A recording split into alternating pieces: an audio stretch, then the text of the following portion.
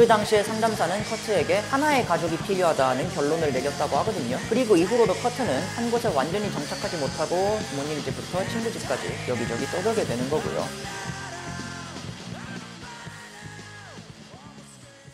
한 시대를 풍미한 옛날 뮤지션을 알아보는 시간, 복구맨입니다. 락 가수에게 있어서 생각할 수 있는 최고의 수식어는 아마 락스타일 거예요. 모든 것을 가졌고 많은 사람들에게 동경을 받을 수 있잖아요. 하지만 사실 세상엔 그 이상의 수식어도 있긴 있습니다. 락 음악사 전체를 통틀어서 단 몇 명에게만 허락된 바로 상징이라는 수식어예요.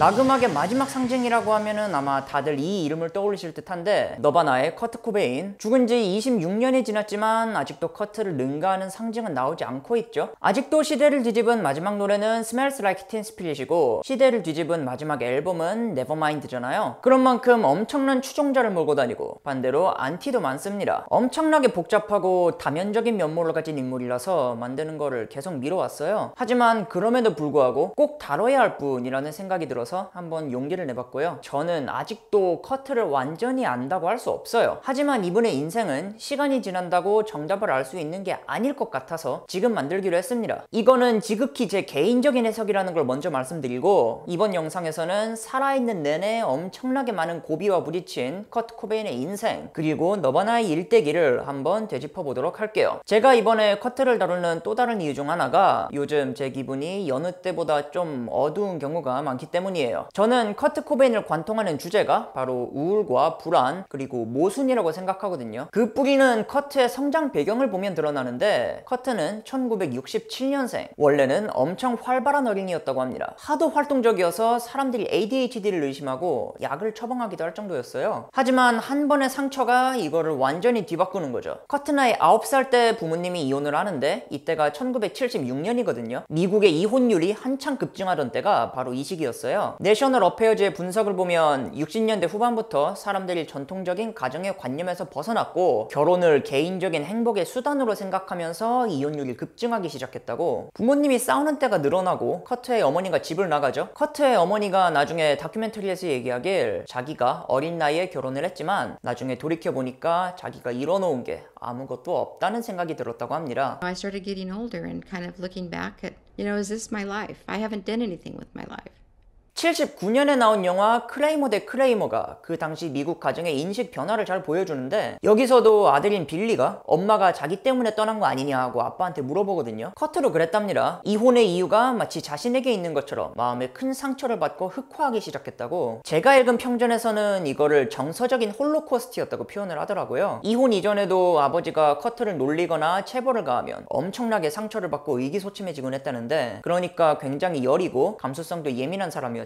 이런 성격은 이후에도 쭉 커트의 특징이 됩니다. 관심과 사랑을 엄청나게 갈구했고, 아버지랑 같이 살다가 아버지가 재혼을 하니까 또 배신감에 더욱 흑화하기도 해요. 그래서 이복 동생을 괴롭히기도 하고, 그 당시에 상담사는 커트에게 하나의 가족이 필요하다는 결론을 내렸다고 하거든요. 그리고 이후로도 커트는 한 곳에 완전히 정착하지 못하고 부모님 집부터 친구 집까지 여기저기 떠돌게 되는 거고요. 거기에 커트의 성장 환경엔 또 다른 장애물도 있지 않았습니까? 자살한 삼촌도 2명이나 있었고, 학교를 가다가 목을 맨 친구 형을 보기도 해요. 상처가 많았는데 죽음 같은 어두운 요소에도 굉장히 익숙했던 거죠. 그 시절에 친구들 얘기를 들어보면 죽음이라는 얘기를 굉장히 쉽게 꺼냈다고. 그리고 커트가 그린 그림 중에도 기괴한 게 굉장히 많았어요. 이런 배경이 결국 나중에 커트의 음악에 영향을 끼치고, 좀 더 근본적으로 보면 커트로 하여금 음악을 만드는 원동력을 제공했다고 보시면 됩니다. 물론 커트가 학창시절을 전부 어둡게 보내고 힘겹게 살아갔던 건 아니었죠. 하지만 제가 비유를 해보자면 다자이 오사무의 작품 중에 그 인간 실격 이라는 소설이 하나 있어요. 여기서 주인공은 자신은 인간이라는 존재를 도무지 알 수가 없다면서 그 나름대로 세상을 살아가기 위해 가진 수단을 사용합니다. 막 사람들을 웃기면서 광대짓을 해보기도 하고요. 하지만 결국 끝까지 인간에게 공감하지 못하고 상처만 커져가며 약물에 중독이 되죠. 커트의 경우도 비슷한 말을 한 게, 나는 학창시절 운동도 하고 수학 성적도 올리면서 우울증을 떨쳐냈지만 결국 자신에게 친구는 없었다. 모든 사람이 가식적이라고 느껴져서 싫었대요. 그리고 당시의 증언도 들어보면 커트가 사회성이나 사교성이 부족하진 않았는데 다른 애들에 비해 상당히 조용했다고 하죠. 그래서 마리화나를 건드리는 등 자신의 분노와 소외감을 표출할 수단을 강구하기 시작. 원래 음악도 그 시절 유행하던 헤비메탈을 듣는 등 남들과 별다를 게 없었거든요. 근데 펑크를 접하더니 그 매력에 풍덩 빠져버리는 거예요.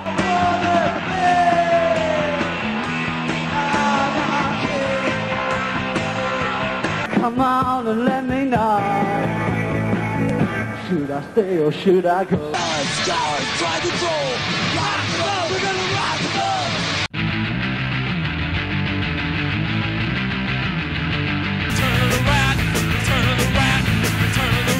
자신의 감정을 가감없이 표현할 수 있는 게 바로 펑크잖아요. 펑크를 발견하고 커트가 했던 말이 이것이 바로 내가 찾아 헤매던 것이었다. 그래서 이후에 커트가 만드는 음악들도 펑크와 헤비메탈 그리고 커트가 듣던 팝의 요소가 모두 합쳐진 모양새를 띠고 있죠. 이렇게 커트가 펑크에 빠지자 그에게 관심을 보이는 사람이 바로 크리스 노보셀릭이었고, 이 사람은 너바나의 원년 멤버이자 커트가 죽을 때까지 함께하게 되는 베이시스트였어요. 크리스는 커트의 노래를 들어보고 마음에 든다면서 같이 밴드를 하기로 하죠. 이때가 1987년 커트 나이 20살 때의 일이고, 이후 커트는 밴드의 이름을 너바나라고 짓습니다. 불교 용어로 열반, 모든 번뇌의 열매임에서 벗어나고 일체 속박에서 해탈한 최고의 경지, 그리고 드러머가 계속 바뀌는 불확실성 와중에도 데모 테이프를 만들어서 생각나는 음반사한테 쫙 뿌리죠.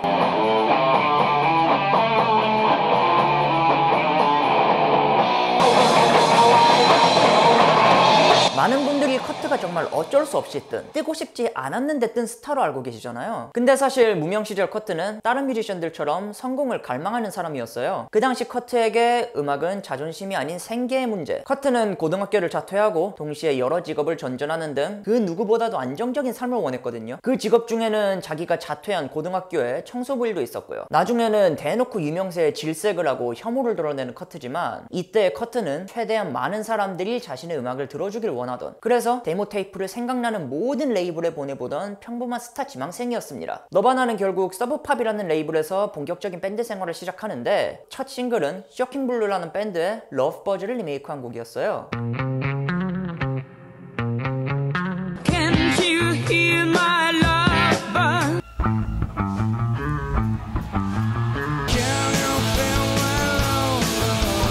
커트는 싱글을 라디오 방송국에 보내고 곡을 직접 신청한 끝에 결국 라디오에서 이 음악을 들을 수 있었다고 하죠.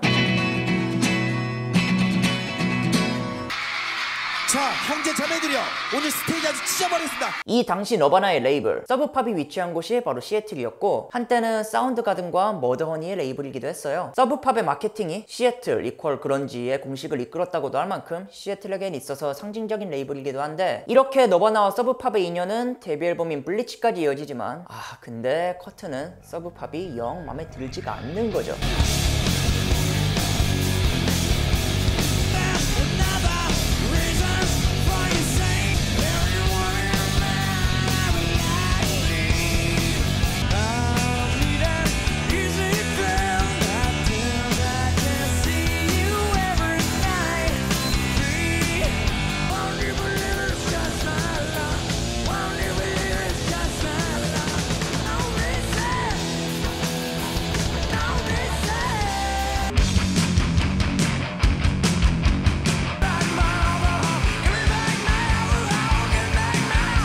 너바나의 일집 블리치는 아주 거칠면서도 정제되지 않은 음악들로 가득한데, 쉽게 말하면 그냥 날 것이거든요. 사실 그래서 가장 인디라운 앨범이기도 합니다. 그리고 커트는 자신의 경험담과 감성을 음악에 고스란히 쏟아부으면서 영감을 끌어올렸고요. 예를 들어서 1번곡 블루는 커트 코베인이 어린 시절부터 겪어온 공포와 초조함을 표현한 곡이거든요. 당신만 괜찮다면 나는 떠나고 싶어, 당신만 괜찮다면 나는 숨쉬고 싶다는 가사가 인상적이에요.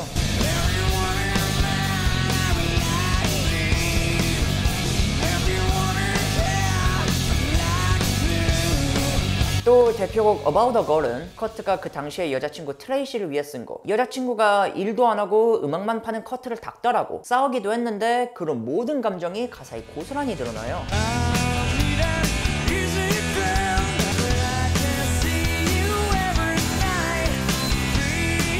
부끄러움이라는 테마로도 설명할 수 있을 듯한데, 커트는 이거를 끝까지 트레이시한테 널 위한 곡이라고 말한 적이 없다고, 트레이시도 5년이 지나서야 책을 통해 알았답니다. 또 스쿨이라는 곡은 그 당시 자신이 몸담았던 시애틀의 그런지 씬을 자신의 학창시절에 비유한 곡이죠. 커트는 씬에서도 학기와 같이 모순이 판친다고 느꼈고, 그거를 너는 다시 학교에 있다는 가사로 표현을 해요. 이외에도 네거티브 클립 또한 자신의 이야기고, 페이퍼 커츠는 자신의 이웃을 다룬 이야기고, 그리고 플로이드 더 바버 같은 곡은 자신이 가상의 캐릭터에게 고문당하는 상상을 가사로 옮긴 거예요. 거기에 빅치즈라는 곡은 자신의 레이블인 서브팝을 향한 불만을 표한 곡.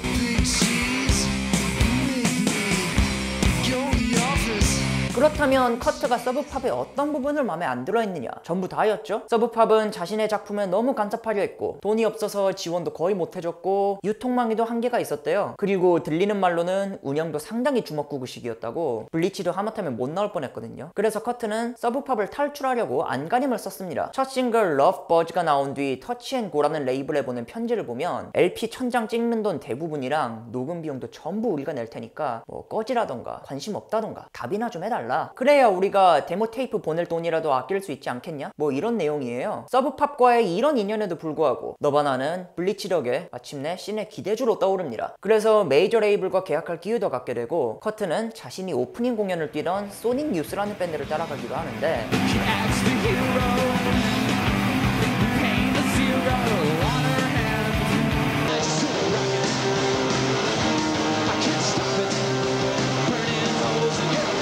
소닉 뉴스, 역대 최고의 인디밴드를 논할 때 꼭 들어가는 밴드 중 하나죠. 이때 소닉 뉴스도 킹간 명반 데이드림 네이션을 발매하고 메이저로 소속을 옮긴 때였거든요. 커트도 같은 레이블인 개펜으로 갑니다. 그리고 개펜은 소닉 뉴스의 판매량에 맞춰서 너바나 신보의 판매량을 예측하죠. 몇만 장이다, 잘하면 몇십만 장이다. 하지만 뚜껑을 깐 결과는 판매량이 어쩌고 할 수준이 아니었어요. 너바나는 아예 트렌드를, 그리고 산업을 바꿔버리는 겁니다.